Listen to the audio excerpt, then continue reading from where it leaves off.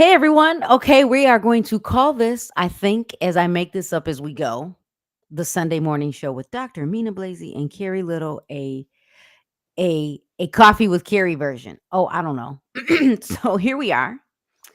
Uh Mina and I are trying to figure out this streaming to YouTube and everywhere. So we're on Restream today, and we are going to talk about really, I'm going to ask Mina all the questions that realtors get asked, or maybe in a way where she can answer it for the consumer. So really, this is a really good listen for real estate agents, clients, Yeah. consumers, the public, pretty much anybody.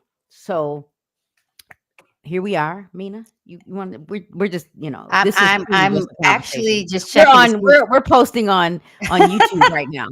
Yeah, it is working. So I'm kind of excited that my live went live. So I'm grabbing my link Right. So we're and somewhere. let me see. Am I live? I can't even tell. Hey, I cannot even tell if I'm live. I hope I'm you're live. live. I saw it. View channel, view live. I don't see I'm live.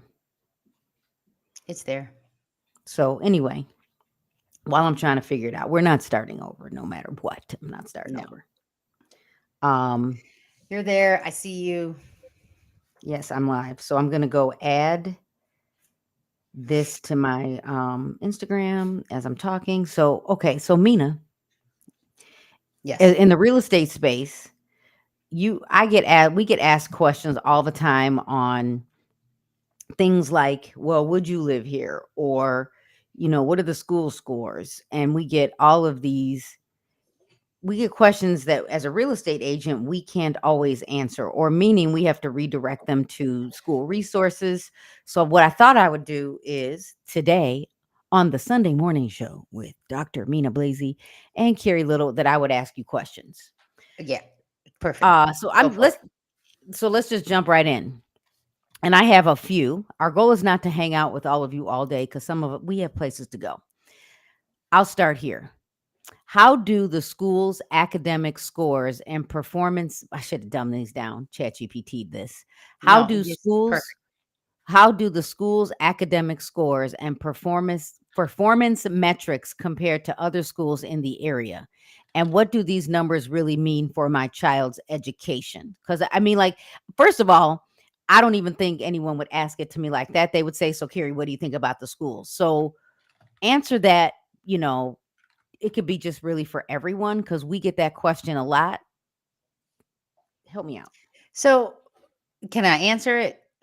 Because actually, I'm going to make it where it's in layman's terms, meaning when we if you're looking I can answer it the way I want to answer it, but if you're looking for a place to live based on the school performance and you love education, your kids are already doing well, they're going to do well wherever they go.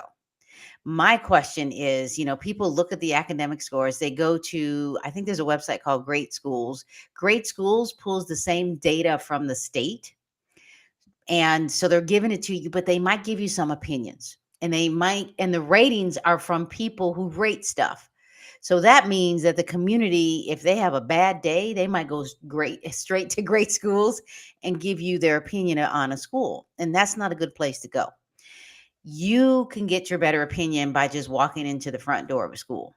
That would be what I would tell people first. Like, go to the school, see how you feel, and know that the principal may not be available for you that day, but you can say, you know what, I would love to just chat. Can I have 5 minutes of your time? They may give you more, and then say, what do you love about this school? Like, ask the principal questions.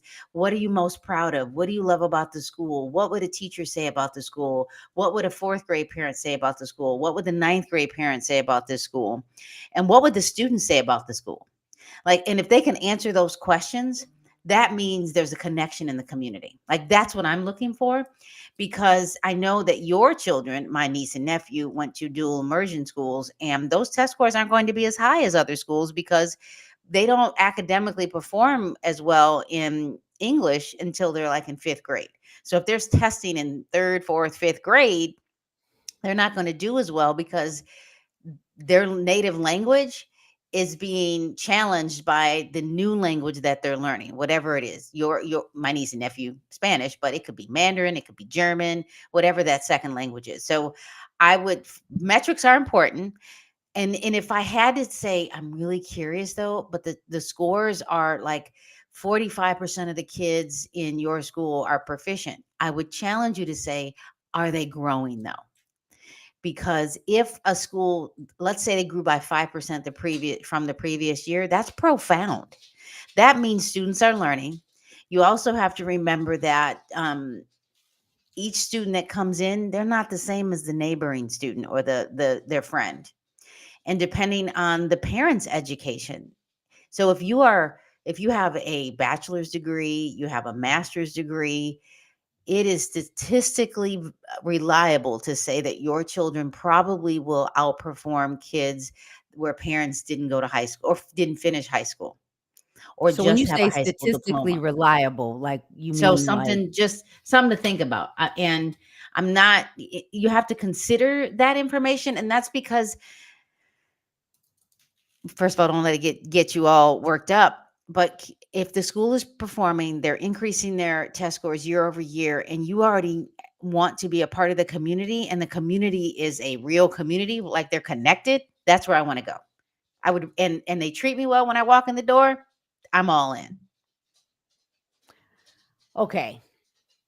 And you know what's interesting is I didn't even have to say what you said, meaning you brought up the statement of, typically kids that are in a dual language, dual immersion program, their scores are not going to be great until they get to the higher levels, 4th grade, Right. 5th grade, maybe even 6th grade, because they're being challenged. And that is absolutely what happened with my kids. Although they could come home and speak in Spanish, and it was the coolest thing ever.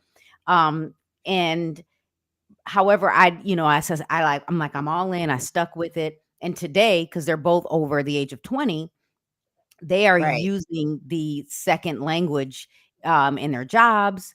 Because Lauren's now in the medical field. And this is where she was like, you know what, mom? Thank you. Like I get it. Like I get it Well, now. And it's a huge benefit. And I had friends that they took their kids out of the program because it was not working for them. but let me challenge you with this. If let's say that you go to a school and they are really high performing, like most of their kids on the state assessment, typically you'll see four levels. You'll see in the state of California, it's not met, nearly met, met, and exceeded. Meaning, if you go to a school site and 90% of their kids are met or exceeded, and none of those children, most of the children don't look like your child is going to have different challenges. And I know you can't talk about this. So if I were to send my children or your children to a school district where the the demographic of students don't look the same, they're going to have challenges where they could be teased, they could hear some language where they're put down. Let's say for some reason you were able to get into a high academic school for some reason and you transferred your child. They're coming home with some different anxieties. They're trying to keep up with the Joneses, possibly. um, I don't know if you can afford an like a Mac, an iPad, an iPhone, an iWatch, everything. And those children, and they're driving their own cars, new cars. And your child has the car in Illinois with the rust. We don't really get rust here on our cars. Um, so there's all these other factors that, as an educator or as a parent, I'm thinking about what is the emotional well-being of the child first. And I would rather go have my children go to a diverse school if I know I'm going to be the minority in that school. Now it's different. This is a whole different conversation, typically, but I would challenge if you want to go to that high academic school and your children don't look like the population, I would ask the principal, what are the challenges that my child would have that the other children won't have? Like, ask these questions. And then like, if you are adamant, you're going to this school, you're going to need to give your children powers and talks and conversations and table talks about tell me what happened at school and let them get it out. Because people who talk about their issues and share with other people in a safe space are more likely to do better. So don't not go, but know that those challenges are going to be way different. Just saying. I don't know what you think about that because I know you can't talk about that, but you can always send them my way and I'll gladly talk about Okay, so let's dig a little bit deeper. Since you've that. already Go. kinda touched on it. You've already touched on it, and I don't know if you're looking at the screen. Don't look at the screen because 'cause I'm zooming in and out, I'm checking things out, I'm I playing can't with even see the screen. right, so, given my child's style and needs, how can I evaluate whether this school will be a good fit for them academically and socially? You kinda touched on it, but let's dig a little bit deeper. Okay. Now my children, I I know parents, we say we want our children to grow up and do what they want as long as they do what I tell them what they want. That's how I feel. Like literally, like I push them into science, technology, engineering, and mathematics. Um, so you have to kind of know what their needs are and also what's going to help you. Like I moved into an area where my children could walk home within it was within 3 miles. There was no transportation and I knew that I needed them to connect to the community and again it was a STEM school because I was pushing that initiative. Now I know parenting these days are different than we Gen Xers, but I wanted them to I personally told them find a career that is going to help you no matter what you do. Like they're going to need you no matter what. Teachers, real estate agents, engineers, doctors, things like that. So that's one thing that you want to really, really, really consider. Now, what was the other part of that question? Like, I think you touched on it. It was really like being able to a good fit academically and socially. So let me put a twist on it. okay, here we go. How does the school support a diverse student body? And I want to ask the question from the perspective of you might have stories around this. You know, our kids are in the minority, and now you have a parent or you have minority dominant culture. You have all these different dynamics of diverse communities, and now the realtor, have someone that says, Carrie, will my student survive here? Is it diverse enough? Because in our world, we have to say back to the client, and it could be said different ways. You know, if I give you my opinion, it could be deemed that I am violating fair housing. And so this is why I want you to talk to the educators and show up at the schools. So I got you here. How would you explain that to a parent? Let's say, how would you explain that to a parent of that has black children? And it could be a white couple that has an adopted black child. Let's throw that in the Right. mix. Or it could be a white child that is moving to an area because the parents work nearby and the culture and the demographics are majority it's going to sound Minority.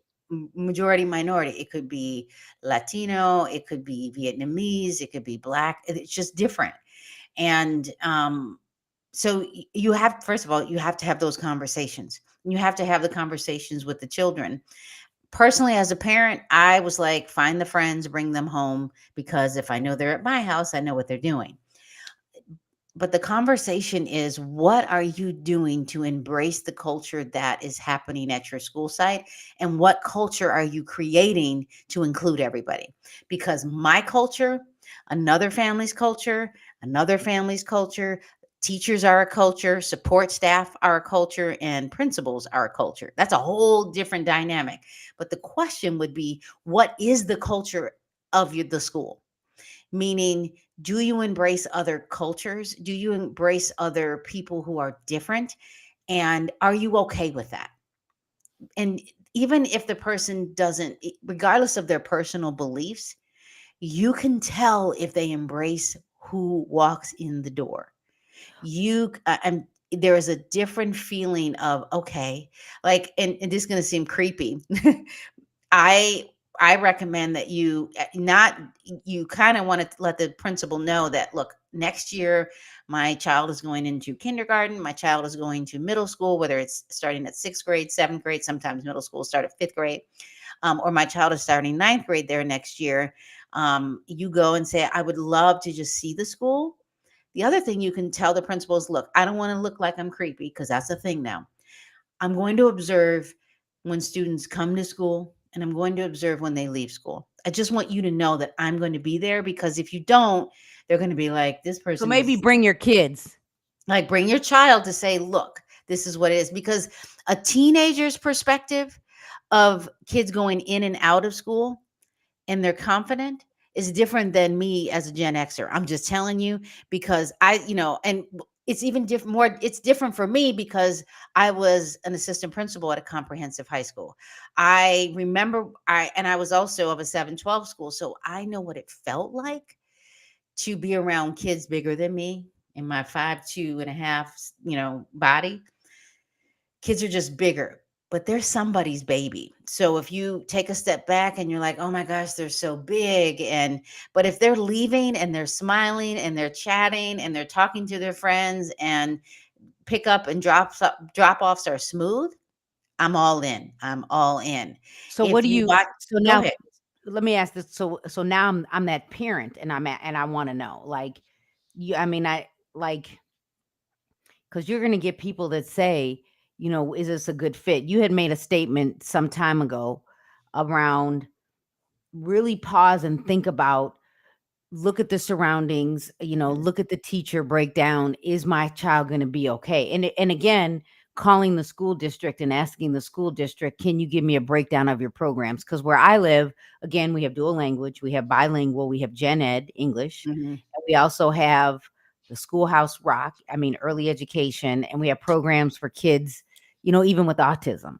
So, it's important for parents to do research. But again, as a real estate agent, it's not always easy. I mean, we have to say, go call and do your research. But now, if could a parent just say, call the school and say, just tell me the truth, give me the breakdown, like tell me what I am not seeing or what I don't know.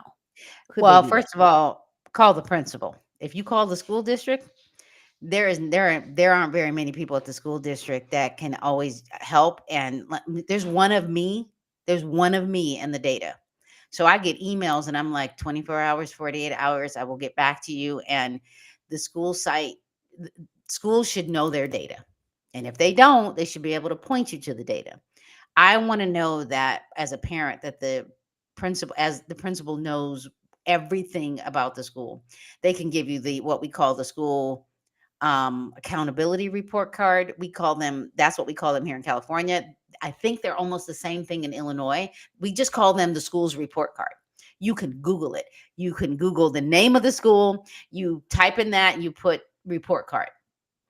But It, then I it want you comes. to break it down because I'm in my story is I've literally had Lauren come home in dual language in high school, and she just like broke down crying, and she you walked in the driveway and she was like, "Mom, I'm black," and I had to pull her in because Ooh. I was like, I got a little, I smiled, I was like, oh, and it was because she was being treated differently by an actual teacher, and the teacher was not of the dominant culture, but the teacher grew up in a very affluent area in Central America. So I had to step in. So what I'm saying, if as parents we're calling to ask the questions, what it helped me learn was, again, I like that book you had me read called "Why Are All of the Black Kids Sitting Together at the In the Kitchen cafeteria. in the Cafeteria." It made me realize that we weren't taught as little kids what it's like to be black. We learned it because our mother's white. It made me realize that I didn't teach my kids because that's how I was taught.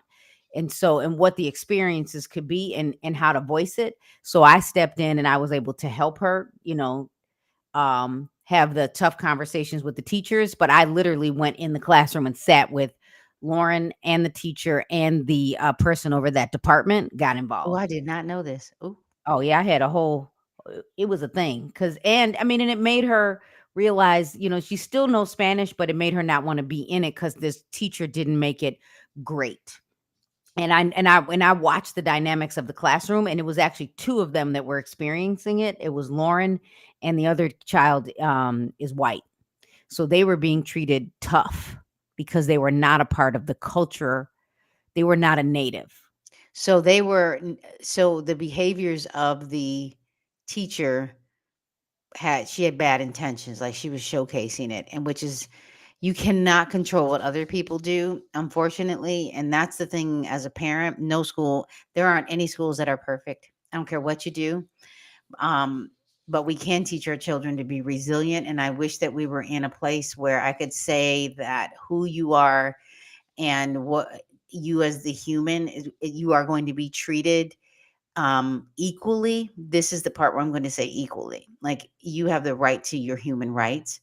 And when people bring in their unconscious, implicit bias, you have to take a step back and decide, what am I doing with this information? And high school students, their brains aren't at that place where they understand what's going on, even though they know it's going on. It doesn't mean they can't articulate it. Like they can come home and tell you all about it. That is why, as parents, you must know how your child is going to be treated if something happens. And because kindergartners cannot come home and say, Mom, today I was treated inequitably because the teacher put me in the corner and decided that because I talked back that but Johnny didn't talk back. Well, Johnny talked back and he was louder, but he got a sucker, but I didn't. Like that happens, unfortunately. Like you have to ask the question, my child, this is what my child looks like. You can see it. Are you going to honor that my child looks like this? And my child wears a hijab, or my child is, loves the color pink, whatever it is. And then how are they going to be treated because they're louder in the hallway? And or how are they going to be treated because they said you cannot hit me, or somebody calls them a name and they come and tell you, did you actually do something about it? Because the way one person feels, you cannot decide how you feel just because the other person feels a certain way. Meaning, I was hurt, upset, it made me feel bad.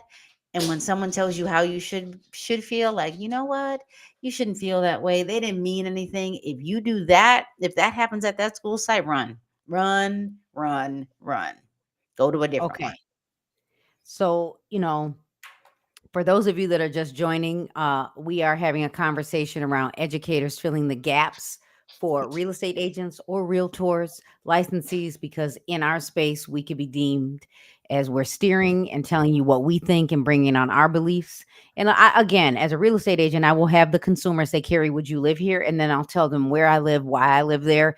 And then I'll pose the question, what do you really want for your family and your kids? And here are some resources. Definitely call the school district. You said actually talk to the principal, go show up to the meetings, go, ask if you can they come to PTO? Like, how can you learn what's available? It is more than just me sending you to the school score. So let me ask you another question, and then we'll do a quick wrap up.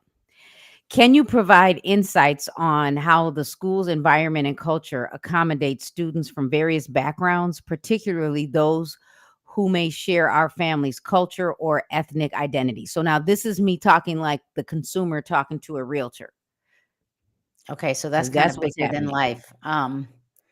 That's really big. I'm going to paste it so you can see it on the screen. I'll make it easy for you to see. Yeah, Here we and the reason why is because me looking at my screen too, because that's like, Here, I'm going to share it now. I just showed it on the screen. okay, yeah, everybody read this. Can you provide insights on how the school's environments and cultures accommodate students with various backgrounds? Okay, so I'm going to open up this can of worms. And which is a difficult conversation. High schools tend to be navigate this better. LGBTQ, people of different religions, people who wear a hijab, cover up differently, and you have to be okay with children who have braids in their hair. Don't touch their braids. Don't We'll touch their hair. don't touch people's hair. So you have to realize that just because you are in a dominant culture in that school doesn't mean give you the right to ask questions that could put somebody and then challenge and degrade them because they're different. And I know you and I spoke in I think it was Florida on cultural diversity, like diversity, equity, inclusion, and we talked about the cultural proficiency scale. Okay, destructiveness, um, or cultural blindness. Blindness meaning we don't see color. When you say that, the absence of all color, like we know the light spectrum, red, orange, yellow, green, blue, indigo, violet, all of those colors, the absence of all those colors is white. All those colors together gives you black. But when you say you don't see color, you have just stated you only see white. So now I'm giving you physics. When you say that, you have made a conversation and you just negated the culture or the race of that person. Now, race is a construct. The United States created it. That's a whole nother conversation for another day. But since we're here and that's what we use, because on the census day, you get to pick all that information.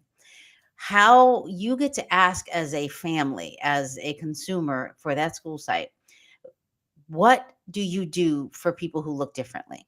How can you include them?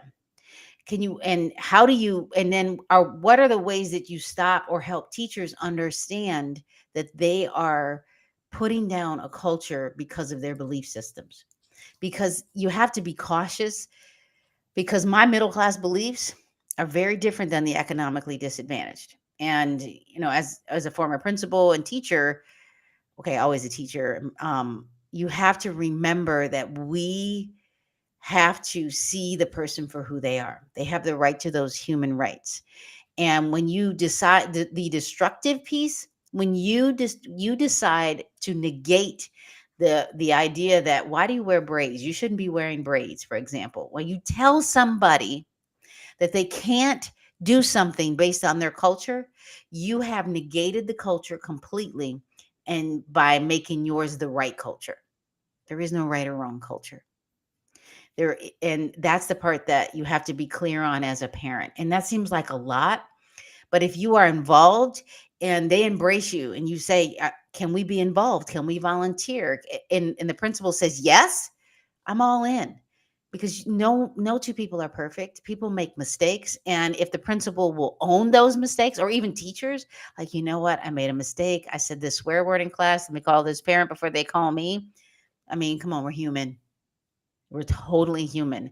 And that's the part that I think that we need to be clear on. So I don't know if you wanted to respond to that, but that's the part, as a leader of the school or as a parent, you have the right to be a part of the community and be okay that you're different. Let your children embrace that they're different, and then be a part of the school community.